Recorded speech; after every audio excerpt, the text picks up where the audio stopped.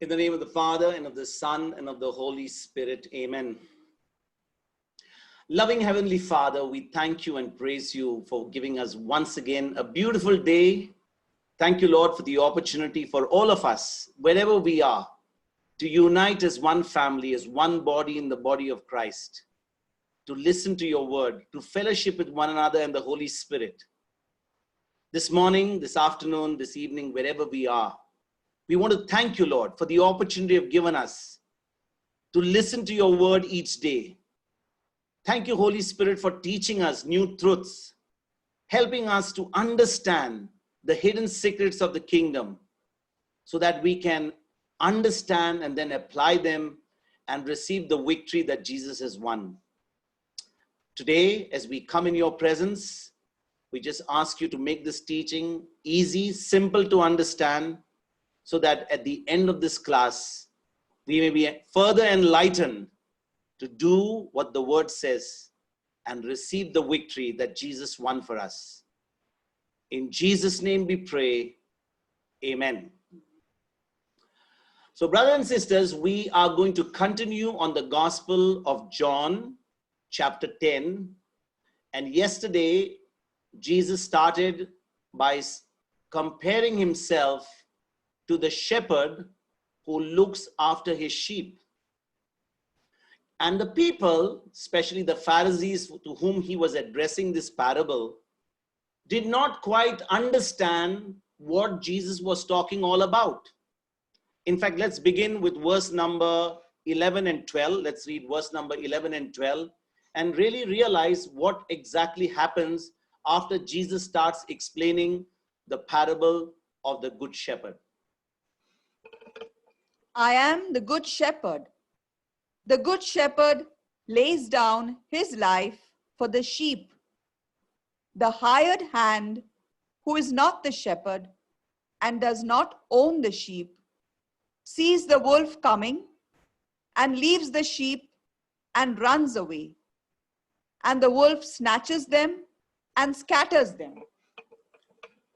Now, as you can see, brothers and sisters, these people, especially the Pharisees, even though they were familiar with scriptures, they were familiar with the law, yet when Jesus started explaining to them the parable of the Good Shepherd and comparing himself with the shepherd, and he was saying that he looks after the sheep just as a shepherd takes every risk to look after those sheep. And if we look at verse number 7, he's making it very clear to them that he is indeed the good shepherd. Then in verse number 1, let's read verse number 1. Just let's recap verse number 1. Very truly, I tell you, anyone who does not enter the sheepfold by the gate, but climbs in by another way, is a thief and a bandit. So Jesus is comparing himself to that door through which people can enter. And he doesn't come like a thief, but he comes like the shepherd at the door, entering that gate and meeting his sheep straight away. Further, he goes on to say that he is the good shepherd. Let's read again to recap verses 2 to 5. The one who enters by the gate is the shepherd of the sheep. The gatekeeper opens the gate for him, and the sheep hear his voice. He calls his own sheep by name and leads them out. When he has brought out all his own, he goes ahead of them, and the sheep follow him because they know his voice. They will not follow a stranger, but they will run from him because they do not know the voice of strangers. So Jesus is saying that the sheep will never hear the voice of a stranger. And he says because he's the good shepherd, his sheep hear his voice. He says he is the good shepherd, and it is a must for his sheep to hear his voice. And then he says today in verse number 12, as a continuation to yesterday's gospel. Let's read again verse number 12, which we just read again. The hired hand, who is not the shepherd and does not own the sheep, sees the wolf coming and leaves the sheep and runs away, and the wolf snatches them and scatters them. So there is a shepherd and there is a hired hand. Two things are mentioned here. Jesus calls himself the good shepherd, and he also talks about the hired hand or the hireling. Now, brothers and sisters, how can one distinguish between the shepherd and the hireling? What is the difference between a shepherd and a hireling? The shepherd is the one who's ready to sacrifice his life for his sheep, whereas the hireling will never ever want to go and take care of the sheep.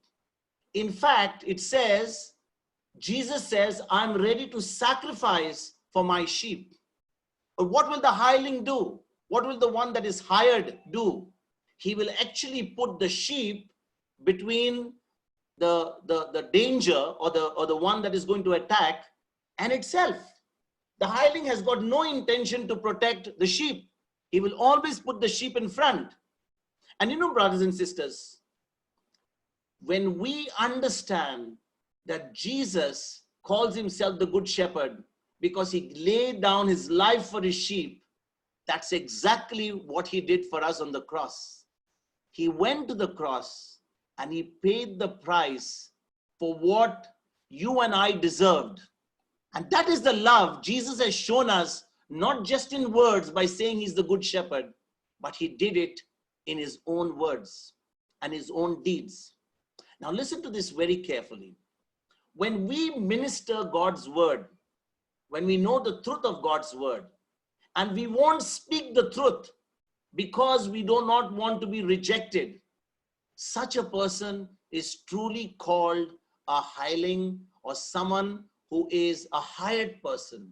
Because when a person is a good shepherd, he's the true shepherd, he will always speak the truth, irrespective whether he will be rejected or he will be accepted. And you know, brothers and sisters, this is one very good way of recognizing the shepherd. Because the shepherd will always do what he says. Remember this, the shepherd will always do what he says. It can't be like the Pharisees, where there is one word for the congregation and one rule for themselves. When Jesus said, I am the good shepherd, I'm not like the hired hand. I'm ready to give up my life. I'm ready to lay down my life for my sheep. And he actually does that on the cross for you and me. And because of that, brothers and sisters, today, when we understand that we are supposed to be shepherds, each one of us, at some point in life, we all are shepherds to the flock that is entrusted to us. For example, father and mother in a family. If a father and mother are supposed to be the shepherds of their children, then it is very important that the parents become true shepherds, good shepherds to their children. For example, if a father tells his children, please do not drink, please do not smoke, please do not take substances, please do not do this and don't do that. But if he keeps on doing the same thing, surely the children will not be able to follow their parents, because children learn more from what they see than what they hear. I want to say that again. Parents should always lead their children by an example. It's easy for us to give instructions to our children not to do this and not to do that. But the best way when we shepherd our children in our own families is to lead them by example. Lead them in such a way that you set the trend, you set an example to your children so that they also will follow you, because they believe that you lead them by example. Let us go further into our workplaces. Many a times we are shepherds at our workplace. We are bosses. We got people working under us. How do we deal with them? Do we have one rule for us and one rule for our employees? Or is it that we are consistent? What I believe is good for my employee is good enough for me. If I want punctuality at my workplace, then it is important for me as the boss to be there punctual. If I say a particular time, I say something, then I need to lead by example. And whether you are at home, brothers and sisters, whether you are at your workplace, whether we are in community, whether we are in the church, whether we are anywhere, everyone is a shepherd in some way or another. And the sheep will always look to the shepherd, not mostly by what he talks, but by how he behaves, by the actions that he does. And it is always important for us to lead by actions. Let our actions do the talking. So let's go to verse number 13. The hired hand runs away because a hired hand does not care for the sheep. Now here Jesus is saying, the hired hand does not care for the sheep. What is the hired hand? It's like somebody, an employee. He knows at the end of the month, he's going to get a salary. If he realizes his salary is going to be cut, if he realizes he's not going to get the promotion, if he realizes that there's going to be much benefit for him at the workplace, probably he won't be encouraged enough to give his best. In the same way, a hired person is not interested to put himself in danger. If he's going to look after the sheep, he will look first at his own interest. He will look to protect himself. He will put the sheep in front so that the sheep will be the one who will die in the process, because he really doesn't care about them. But a good shepherd is the one who cares for his sheep. It is not about, brothers and sisters, about the shepherd. When a shepherd looks after his sheep, it's all about his sheep. Remember that.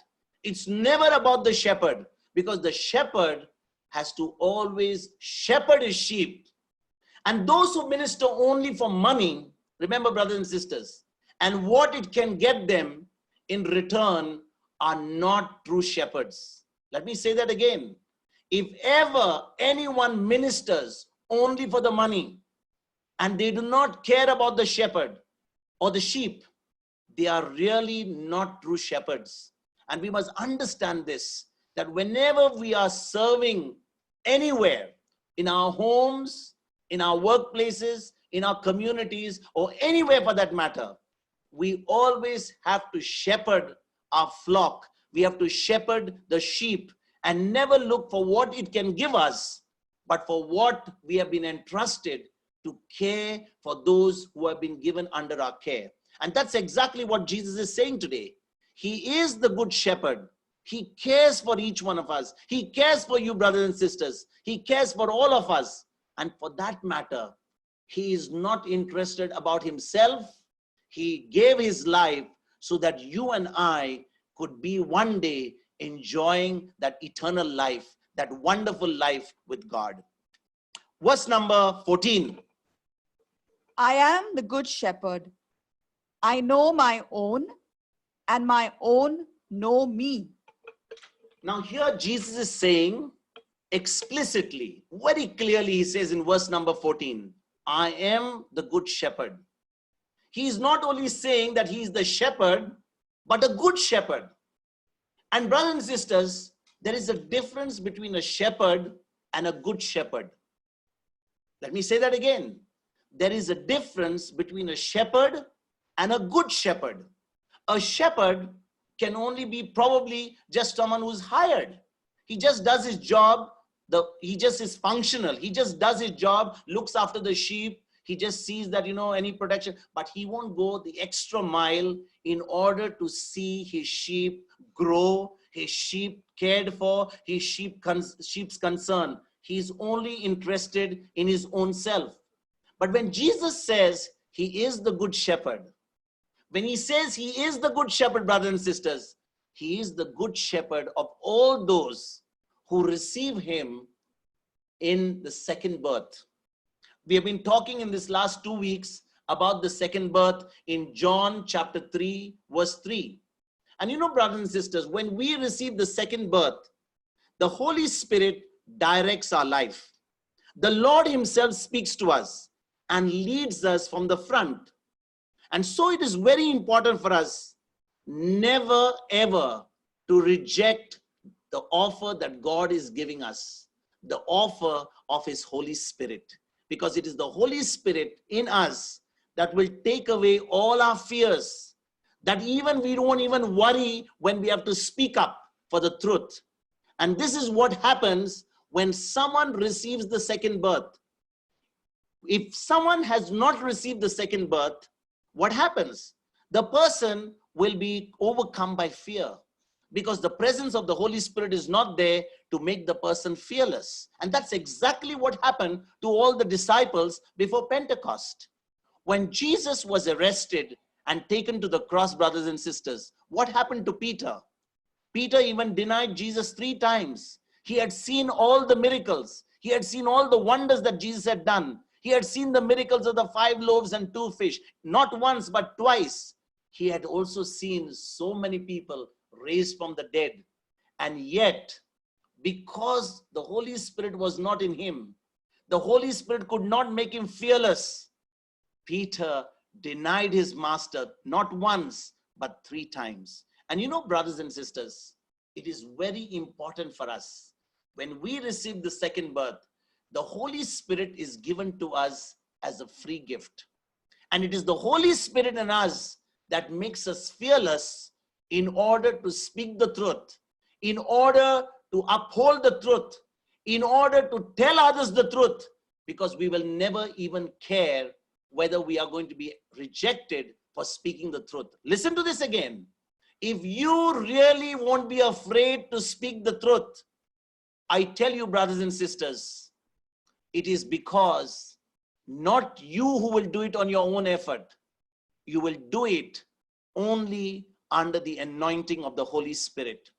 And today, if you read today in the book of Matthew, there's an optional service that took place today about the death of Stephen. Stephen did not even have any fear. When he saw all those scribes and Pharisees, he was bold enough to tell them that, you know, you were the people who killed Jesus. And he opened his mouth and he said, I can see Jesus standing at the right hand of the Father. Imagine, they couldn't take that. They couldn't even accept that. But here was Stephen, not ready to compromise. Whatever the Holy Spirit told him to say, he was ready to say. And he said it, and it landed up in his losing his life. And you know, brothers and sisters, a good shepherd is the one who will not have any fear in order to speak the truth, so that even when he speaks the truth, he will not be rejected. And when he understands that even if he's rejected, for speaking the truth, he's got someone up there who's upholding him and honoring him for speaking up under the anointing of the Holy Spirit. Verse number 15. Just as the Father knows me, and I know the Father, and I lay down my life for the sheep. Now, Jesus is saying in verse number 15 that he lays down his life for his sheep. You know, brothers and sisters, in verse number 7 yesterday, Jesus said that he is the door to the sheepfold. He's the door to the sheepfold. And if you remember yesterday's class, I mentioned to you what a sheepfold is. A sheepfold is nothing but many shepherds bringing in their flock. And there is a watchman who looks after the flocks of different shepherds. But only when the shepherd of that flock comes to that gate, the watchman lets him in. And when the sheep hear the voice of their shepherd, then only those sheep who belong to that shepherd, they will follow the shepherd. And today Jesus is saying, only my sheep can hear my voice. Only my sheep. They must hear my voice because they are sensitive to the voice of the shepherd. Then Jesus knew his success depended only on him doing his Father's will. He knew the Father. And if he knew the Father, it also meant that the Father also knew him. Look at this. He knew the Father, but his Father also knew him. And today, my brothers and sisters, we need to ask ourselves the same question. Can we all say that we know the Father?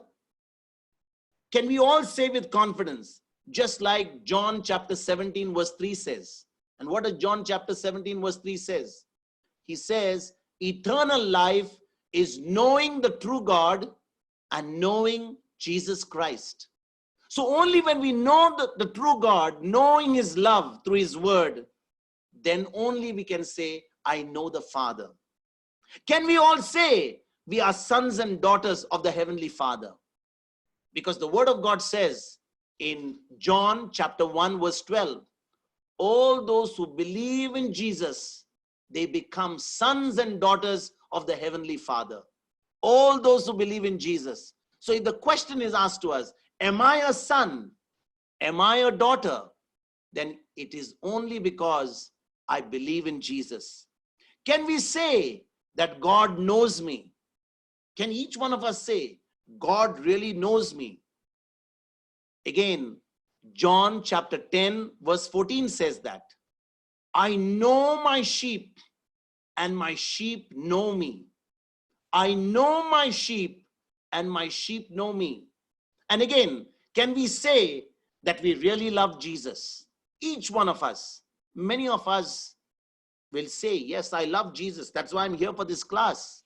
I go to church. I pray. I have a relationship with Jesus. But then Jesus answers that question when he gives the answer in John chapter 10 verse 21 and 23. He says, if anyone loves me, John chapter 14 21 and 23, he says, if anyone loves me, they will keep my word, they will obey my word, and my Father will come and we will live with him, and we shall make our home in him, and we shall manifest our glory to him. So brothers and sisters, these are some of the questions that we need to ask ourselves today. Am I a son? Am I a daughter? Does God really know me? Do I really belong to that kingdom where God is king and I am his subject? And if we can answer all these questions with confidence, we may not be there completely, we may be on our way, but at least the process has begun. And that is why today in John chapter 15, Jesus says, I am the good shepherd, and I know I'm ready to give my life for them. Why? Because he's truly a shepherd who's ready to sacrifice everything for his sheep in order to get them into his kingdom and make them sons and daughters of his heavenly Father. Verse number 16. I have other sheep that do not belong to this fold. I must bring them also, and they will listen to my voice. So there will be one flock, one shepherd. Now in this verse, Jesus is talking to each one of us.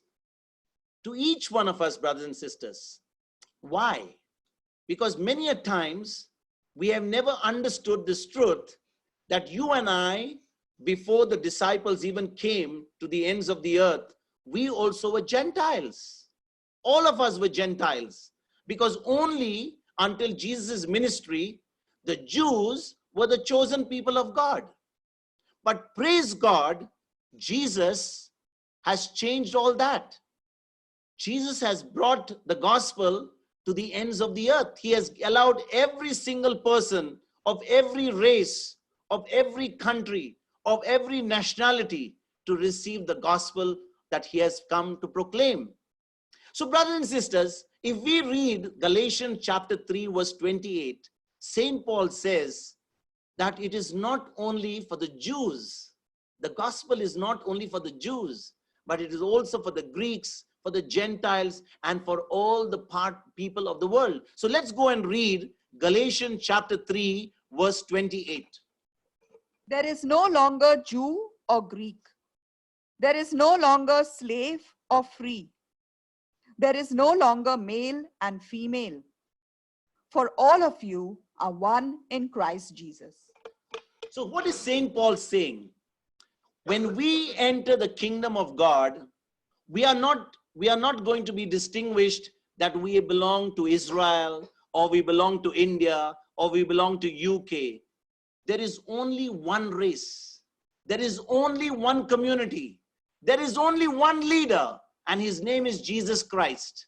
And that is why we all call ourselves Christian.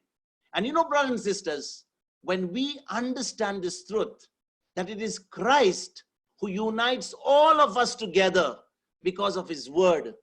Because when we have received the new birth, we have received that born again spirit, which was dead at the time of our birth. But by believing in Jesus, we have become sons and daughters of the Heavenly Father. And you know, brothers and sisters, today, if you realize, there are so many different groups of Christians. Catholics, Protestants, Seventh-day Adventists, we've got the, you got the born agains, you've got, you know, different groups. And you know, brothers and sisters, when we understand that everyone together is united because of Jesus Christ, and all of us bear the name of Christ, and that's why we are called as Christians. In fact, let's read the book of Acts, Acts chapter 11, verses 19 to 26. It talks about how the early Christians got their name, how they were called Christians. Acts chapter 11, verses 19 to 26. Now those who were scattered because of the persecution that took place over Stephen traveled as far as Phoenicia, Cyprus, and Antioch, and they spoke the word to no one except Jews. But among them were some men of Cyprus and Cyrene, who on coming to Antioch spoke to the Hellenists, also proclaiming the Lord Jesus. The hand of the Lord was with them, and a great number became believers and turned to the Lord. News of this came to the ears of the church in Jerusalem, and they sent Barnabas to Antioch. When he came and saw the grace of God, he rejoiced, and he exhorted them all to remain faithful to the Lord with steadfast devotion. For he was a good man, full of the Holy Spirit and of faith. And a great many people were brought to the Lord. Then Barnabas went to Tarsus to look for Saul. And when he had found him, he brought him to Antioch. So it was that for an entire year they met with the church and taught a great many people, and it was in Antioch that the disciples were first called Christians. So it was in Antioch that the disciples were first called Christians. And you know, brothers and sisters, how did this all come about? It was the death of Stephen, the first martyr.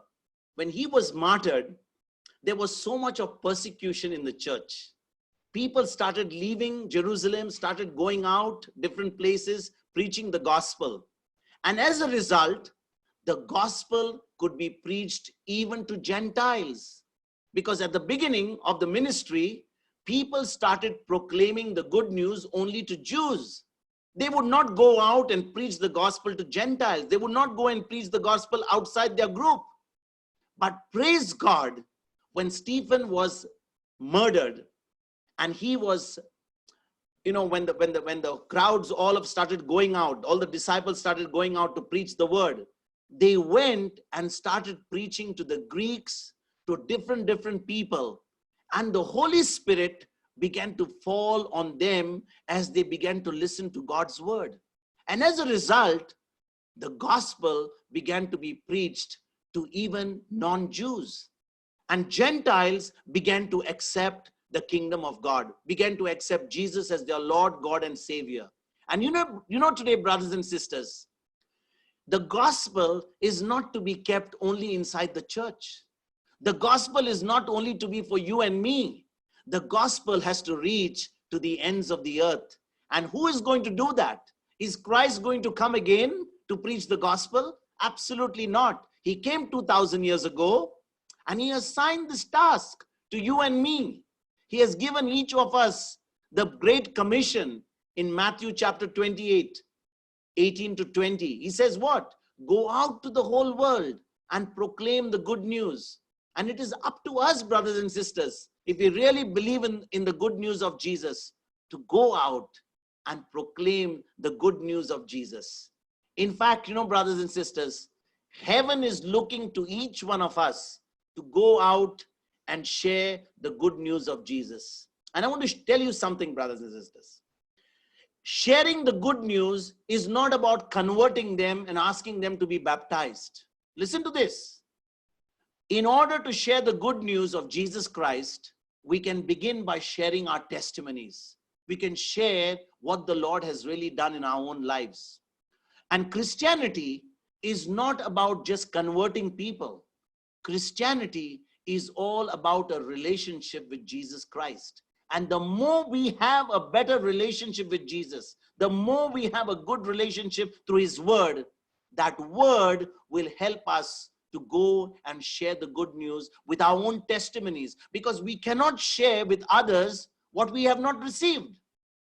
It is important for us, if we have truly received the good news, and the good news is helping us to experience eternal life, and if the good news is helping us to experience an abundant life, then only we will be excited to go out and share. And that brings us to a very important truth. If I am not experiencing that eternal life, if I am not experiencing that abundant life, then I will not be motivated to go out and share the good news of Jesus. How can I go and tell about Jesus if I myself are in poverty, if I myself am sick, if I myself am having all these problems? I need to experience that victory myself first. I need to experience that life first, so that when people look at me, they will say, I want what you have. I want to get all that by believing in the Lord Jesus Christ. And brothers and sisters, today is a very good day for us.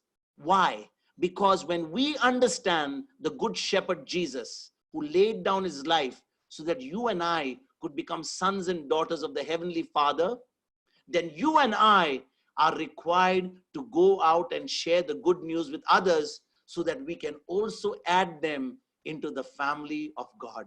We can also bring them into a relationship with Jesus, and we can bring them to save them from all eternity by the preaching of the gospel. And that's exactly what John chapter 14 verse 12 says. Jesus said, all those who believe in me shall do the same works that I did. They shall do even greater works. And when I read that word, they shall do even greater works, I realized that this is exactly the power that you and I have in our second birth. We receive the Holy Spirit, and it is only under the anointing of the Holy Spirit that we can bring others into a relationship with Jesus Christ. Verse number 17.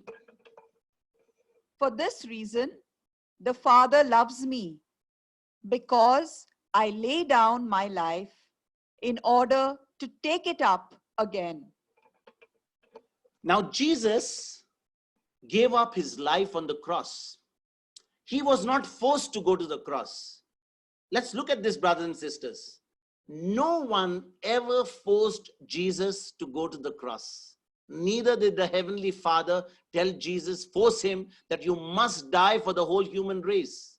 But Jesus did that all because of love for you and me, brothers and sisters. What a loving God we have. What a loving Savior we have. What a loving shepherd we have.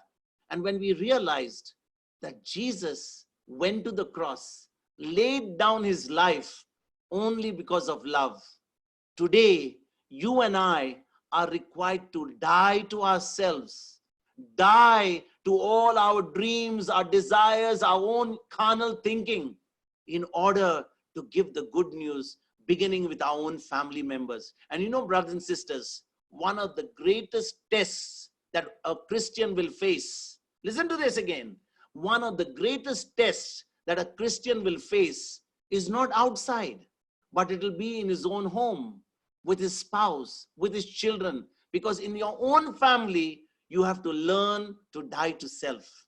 It's not about going to the cross or putting a cross on your shoulders and walking on the streets. It's about dying to self, dying to your own dreams in order to bring that joy and in order to bring that life into your own family members. And if you and I can pass this test inside, I tell you, brothers and sisters, we will do wonders when we go out and start sharing the good news. Because even when we are rejected for teaching the truth, even when we are rejected for speaking the truth to those who have to listen to it, we will never ever get affected.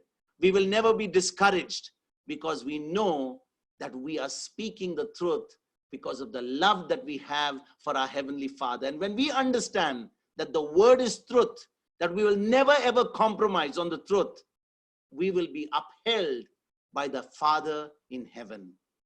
Let's take our final verse for the day, verse number 18. No one takes it from me, but I lay it down of my own accord. I have power to lay it down, and I have power to take it up again.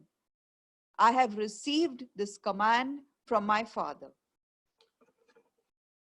Brothers and sisters, as we read that last verse 18, we realize what makes the sacrifice of Jesus so amazing, such a powerful truth. And why is that so? As I said to you earlier, nobody forced Jesus to go to the cross.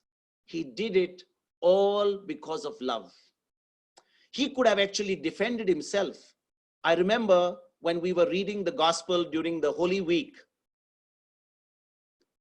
Judas accompanied the soldiers, he accompanied the chief priests, the scribes, and they came to the garden to pick up Jesus, to the Kidron Valley. And at that very moment, when they see Jesus, Jesus asked them, "Whom are you looking for?"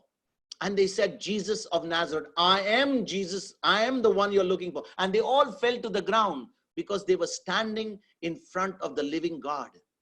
And you know, brothers and sisters, I just realized that if Jesus wanted to finish all those people, one word and they would have all been finished. What about the soldiers who whipped him, who tore his flesh? He could have said one word and they would have been totally finished. What about Judas? He was offered 30 silver pieces in order to betray Jesus. And Jesus at the Last Supper could have just opened his mouth and told his disciples, and Peter would have cut Judas into 1,000 pieces for betraying the master. And look at the love of Jesus. He did not even dispute for a single moment. He never ever stopped, because he did this only because of love. He gave himself up, the good shepherd, for you and me, only because of love. And look at the sacrifice that our good shepherd has done. And when we understand, brothers and sisters, if Jesus, our master, the good shepherd, has laid down his life for us, how much you and I who believe in our master need to lay down our lives, how much we need to die to ourselves in order to be a blessing to others. So let us really reflect on this gospel. Let us understand that if we really need to be shepherds like the master, we need to die to self so that we can be a blessing to others. Let us pray. Loving Father, thank you for teaching us today. You are the good shepherd, Lord Jesus, who came onto this earth, gave up your life so that we would have life.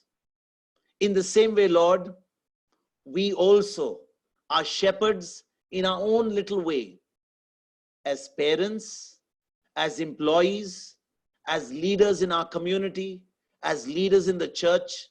We all have a role as shepherds to shepherd the flock that is entrusted to our care.